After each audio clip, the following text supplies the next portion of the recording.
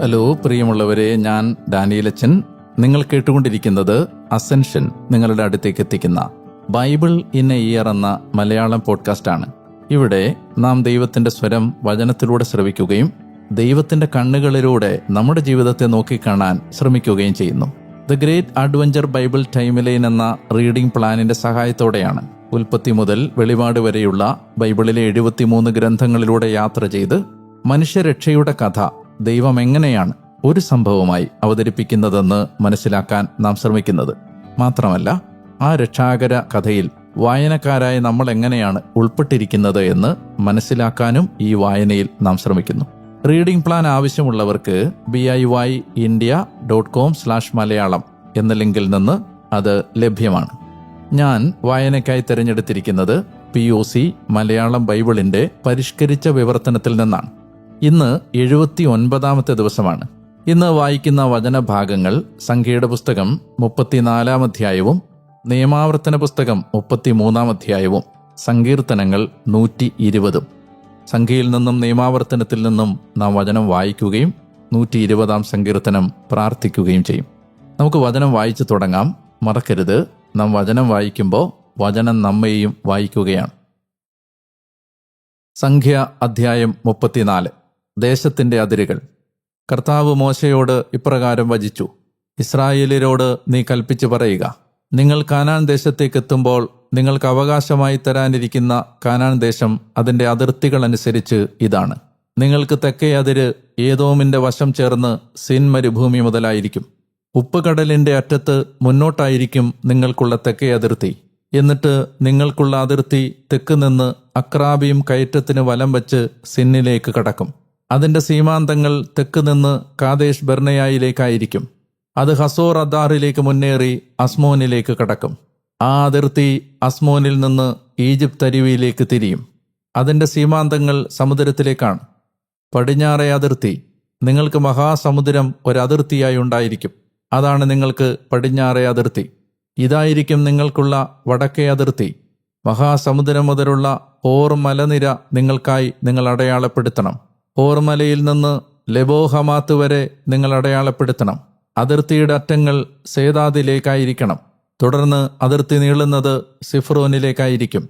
അതിന്റെ സീമാന്തങ്ങൾ ഹസാറേനാൻ ആയിരിക്കും. ഇതായിരിക്കും നിങ്ങൾക്കുള്ള വടക്കേ അതിർത്തി. നിങ്ങൾക്കുള്ള കിഴക്കേ അതിർത്തിയായി ഹസാറേനാൻ മുതൽ ഷെഫാമിലേക്ക് നിങ്ങൾ അടയാളപ്പെടുത്തണം. ആയിനിന്റെ കിഴക്ക് നിന്ന് ഷേഫാം മുതൽ റിബ്ളായിലേക്ക് അതിർത്തി താഴേക്കിറങ്ങും. അതിർത്തി താഴോട്ടിറങ്ങി കിന്നരത്ത് കടലിന്റെ കിഴക്കേ ചരിവിനോട് ചേരും.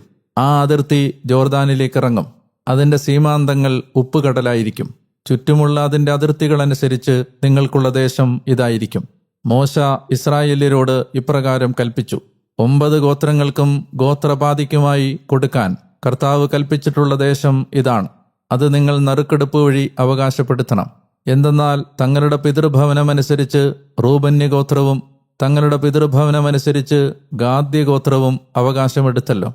മനാസയുടെ ഗോത്രപാതിയും എടുത്തു കഴിഞ്ഞു. 2 ഗോത്രങ്ങളും ഗോത്രപാതിയും ജെറീക്കോയുടെ ജോർദാനക്കര നിന്ന് ഉദയദിശയിൽ കിഴക്കോട്ടേക്ക് തങ്ങളുടെ അവകാശം സ്വീകരിച്ചു കഴിഞ്ഞിരുന്നു. കർത്താവ് മോശയോട് ഇപ്രകാരം വചിച്ചു: നിങ്ങൾക്കായി ദേശം അവകാശമായി തരുന്ന ആളുകളുടെ പേരുകൾ ഇവയാണ്: പുരോഹിതൻ എലയാസർ, നൂനിന്റെ മകൻ ജോഷുവ. ദേശം അവകാശമായി തരാൻ ഗോത്രത്തിന് ഒരു നേതാവിനെ വീതം നിങ്ങൾ തിരഞ്ഞെടുക്കണം. ആളുകളുടെ പേരുകൾ ഇവയാണ്: യൂദാ ഗോത്രത്തിന് യെഫുന്നയുടെ മകൻ കാലെബ്. ശിമയോന്യ ഗോത്രത്തിന് അമ്മിഹൂദിന്റെ മകൻ ഷെമുവേൽ. ബെഞ്ചമീന്യ ഗോത്രത്തിന് കിസ്ലോന്റെ മകൻ എലിദാദ്. ധാന്യഗോത്രത്തിന് നേതാവ് യോഗ്ലിയുടെ മകൻ ബൂക്കി. ജോസഫിന്റെ പുത്രന്മാരിൽ മനാസ്യ ഗോത്രത്തിന് നേതാവ് യഫോദിന്റെ മകൻ ഹന്നിയേൽ. എഫ്രായിമ്യ ഗോത്രത്തിന് നേതാവ് ഷിഫ്താന്റെ മകൻ കെമുവേൽ. സെബുലൂന്യ ഗോത്രത്തിന് നേതാവ് പർനാക്കിന്റെ മകൻ എലിസാഫാൻ. ഇസാക്കറിയ ഗോത്രത്തിന് നേതാവ് അസാന്റെ മകൻ പൽത്തിയേൽ.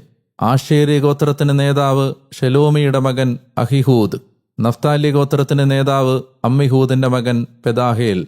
ഇസ്രായേലിലെ കാനാൻ ദേശത്ത് അവകാശികളാക്കുന്നതിന് കർത്താവ് നിയോഗിച്ചത് ഇവരെയാണ്.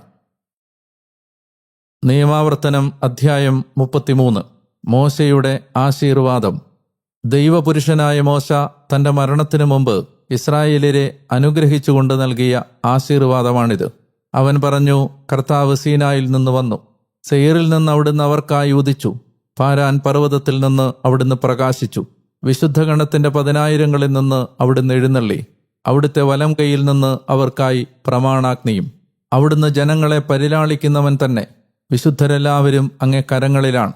അങ്ങയുടെ പാദാന്തികത്തിലിരുന്ന് അങ്ങയുടെ അവർ വചസ്സുകൾ സ്വാംശീകരിച്ചു. യാക്കോബിന്റെ കൂട്ടർക്ക് പിതൃസ്വത്തായി നമുക്ക് വേണ്ടി മോശ നിയമം പ്രഖ്യാപിച്ചു. ജനത്തിന്റെ തലവന്മാർ ഇസ്രായേൽ ഗോത്രങ്ങളുമായി ഒന്നായി ചേർന്നപ്പോൾ യെഷുറൂണിൽ രാജാവുണ്ടായി. റൂബൻ ജീവിക്കട്ടെ, അവൻ മരിക്കാതിരിക്കട്ടെ. അവന്റെ മൃതർ സംഖ്യാപരിമിതരാകട്ടെ. ഇതാണ് യൂദായെക്കുറിച്ച് അവൻ പറഞ്ഞത്. കർത്താവേ, യൂദായുടെ സ്വരം ശ്രവിക്കണമേ. അവനെ സ്വജനത്തിന്റെ അടുക്കലേക്ക് കൊണ്ടുവരണമേ. അവന് തന്റെ കരങ്ങൾ അനേകമായിരിക്കട്ടെ. അവന്റെ എതിരാളികളിൽ നിന്ന് അങ്ങ് തുണയായിരിക്കണമേ. ലേവിയെക്കുറിച്ച് അവൻ പറഞ്ഞു, അങ്ങയുടെ തുമ്മീമും ഉറീമും അങ്ങയുടെ ഓരോ ഭക്തനുമുള്ളതാണ്. മാസായിൽ വെച്ച് അവനെയാണ് അങ്ങ് പരീക്ഷിച്ചത്. മെരീബ ജലാശയത്തിങ്കൽ അവനുമായാണ് അങ്ങ് ശണ്ഠ കൂടിയത്. അവരെ ഞാൻ ശ്രദ്ധിക്കുകയില്ലെന്ന് തന്റെ പിതാവിനെയും മാതാവിനെയും പറ്റി അവൻ പറഞ്ഞു. സ്വസഹോദരരെ അവൻ പരിഗണിച്ചില്ല, സ്വന്തം മക്കളെ തിരിച്ചറിഞ്ഞതുമില്ല.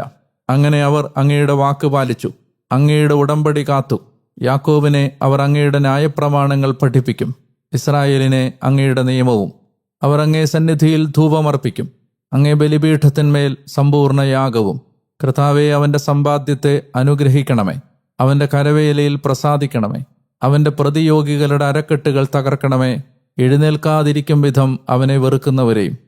ബെഞ്ചമിനെക്കുറിച്ച് അവൻ പറഞ്ഞു, കർത്താവിന് പ്രിയപ്പെട്ടവൻ അവിടുത്തോട് ചേർന്ന് സുരക്ഷിതമായി നിവസിക്കുന്നു. ദിവസം മുഴുവൻ അവിടുന്ന് അവനെ ചൂഴ്ന്നു നിൽക്കുന്നു. അവിടുത്തെ ചുമലുകൾക്കിടയിൽ അവൻ നിവസിക്കും.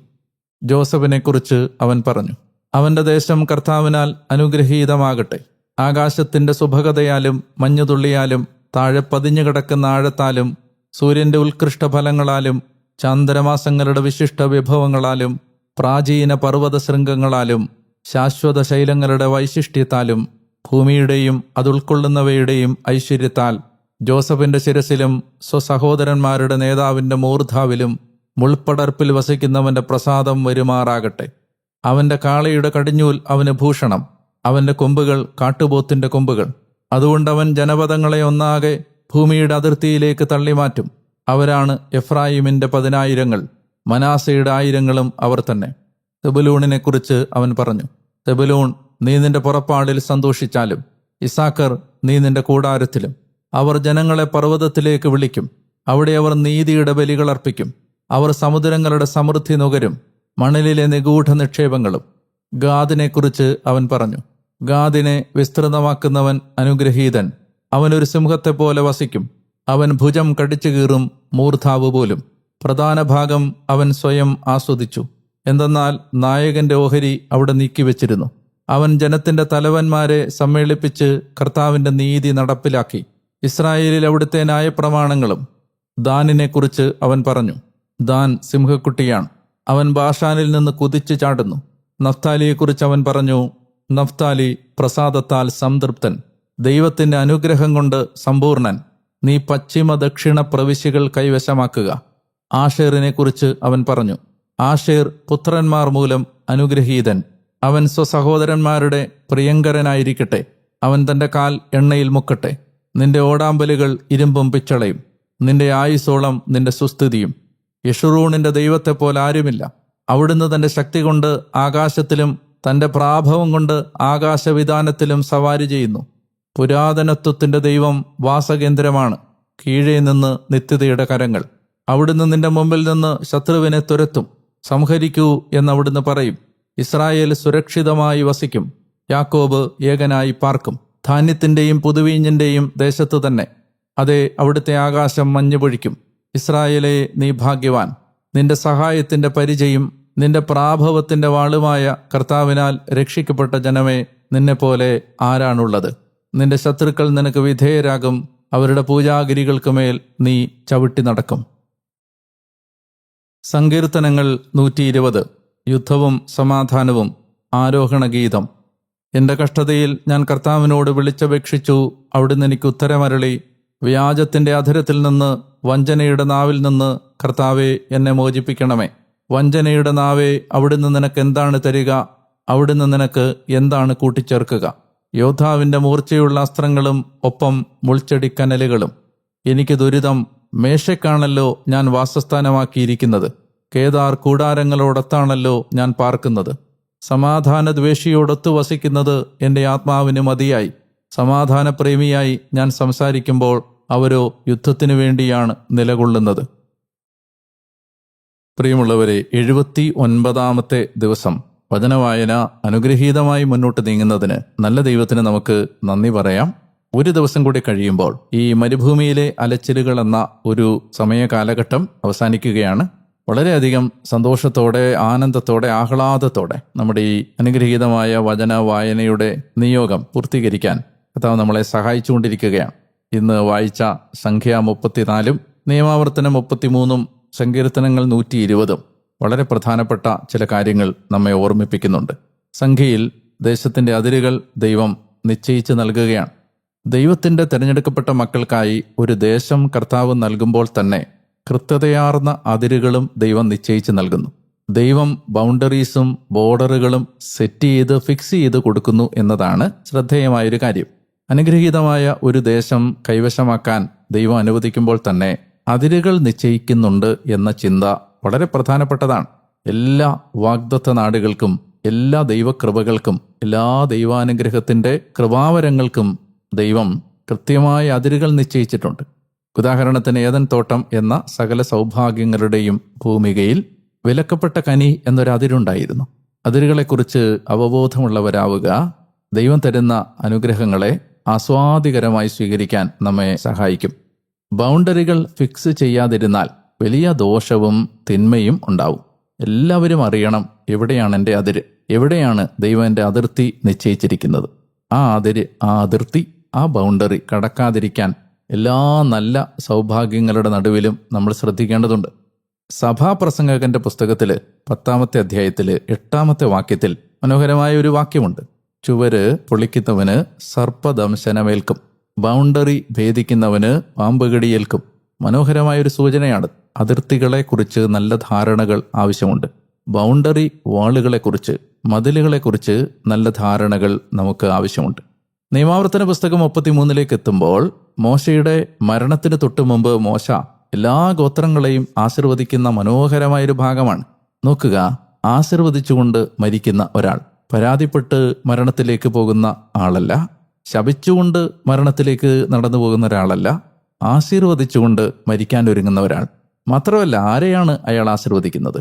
കഴിഞ്ഞ 40 വർഷം തനിക്ക് സമാധാനം തരാത്ത പരാതികളും പരിഭവങ്ങളും പരിദേവനങ്ങളും മാത്രമായി തൻ്റെ ജീവിതത്തെ 24 മണിക്കൂറും 365 ദിവസവും ബുദ്ധിമുട്ടിച്ച, ഭാരപ്പെടുത്തിയ, തൻ്റെ ജീവിതത്തിൻ്റെ നല്ല നേരങ്ങളെ മുഴുവൻ അപഹരിച്ച, ജീവിതത്തിലേക്ക് കയ്പും വേദനയും മാത്രം സമ്മാനിച്ച ഒരു ജനത്തെ ആശീർവദിച്ചുകൊണ്ടൊരാൾ മരണത്തിലേക്ക് നടന്നു പോകുന്നു. തിന്മയ്ക്ക് തിന്മയോ നിന്ദനത്തിന് നിന്ദനമോ പകരം കൊടുക്കാതെ അനുഗ്രഹിക്കുന്ന ഒരാൾ. മനോഹരമായിരുന്നു മോശയുടെ മരണം. 120-ാം സങ്കീർത്തനത്തെക്കുറിച്ച് ഒരു കാര്യം സൂചിപ്പിക്കേണ്ടതുണ്ട്. ബൈബിളിലെ ആരോഹണ സങ്കീർത്തനങ്ങൾ, സാംസ് ഓഫ് അസെൻഡ്, ആരോഹണ സങ്കീർത്തനങ്ങൾ എന്നൊരു സങ്കീർത്തന ഭാഗമുണ്ട്. അത് 120-ാം സങ്കീർത്തനം മുതൽ 134-ാം സങ്കീർത്തനം വരെയാണ്. ഈ സങ്കീർത്തനങ്ങൾ ഇസ്രായേലിന്റെ പ്രധാനപ്പെട്ട 3 തിരുനാളുകളുമായി, കൂടാര തിരുനാൾ, പെസഹ തിരുനാൾ, പെന്തക്കോസ്ത തിരുനാൾ, ഈ 3 തിരുനാളുകളുമായി ബന്ധപ്പെട്ട സങ്കീർത്തനങ്ങളായിരുന്നു. ജെറുസലേം ഉയർന്ന മലയിലാണ്. ജെറുസലേമിലേക്ക് ആരോഹണം ചെയ്യുന്ന, ആ ഉയർന്ന മലയിലേക്ക് ആരോഹണം ചെയ്യുന്ന തീർത്ഥാടകർ പാടിയിരുന്ന ആരോഹണ ഗീതമാണിത്. ജെറുസലേമിലേക്ക് പോകുമ്പോൾ പാടിയിരുന്ന സങ്കീർത്തനങ്ങൾ. സന്തോഷത്തിൻ്റെ സങ്കീർത്തനങ്ങളുണ്ട്, ഗീതങ്ങളുണ്ട്, അതുപോലെ തന്നെ വിലാപത്തിൻ്റെ സങ്കീർത്തനങ്ങളുമുണ്ട്. 120 മുതൽ 134 വരെ. 120-ാമത്തെ സങ്കീർത്തനം ഒരു വിലാപത്തിൻ്റെ സങ്കീർത്തനമാണ്. ആശീർവദിച്ചുകൊണ്ട് ജീവിക്കാൻ, ആശീർവദിച്ചുകൊണ്ട് മരിക്കാൻ നമ്മളെ അനുവദിക്കണമേ എന്ന് കർത്താവിനോട് നമുക്ക് പ്രാർത്ഥിക്കാം. അതിരുകൾ ഭേദിക്കാതിരിക്കാനും അതിരുകളെക്കുറിച്ച് ബോധ്യമുണ്ടാവാനും ദൈവമേ അങ്ങ് ഞങ്ങളെ സഹായിക്കണമേ എന്ന് പ്രാർത്ഥിക്കുക. നല്ല കർത്താവെ, കുടുംബജീവിതത്തിന്, കുടുംബജീവിതമാകുന്ന ഏദൻ തോട്ടത്തിന് അങ്ങ് ഒരതിര് നിശ്ചയിച്ചിട്ടുണ്ട്. സൗഹൃദത്തിന് അങ്ങ് ഒരതിര് നിശ്ചയിച്ചിട്ടുണ്ട്. ബന്ധങ്ങൾക്ക് അങ്ങ് ഒരതിര് നിശ്ചയിച്ചിട്ടുണ്ട്. അധ്വാനത്തിന് അങ്ങ് ഒരതിര് നിശ്ചയിച്ചിട്ടുണ്ട്.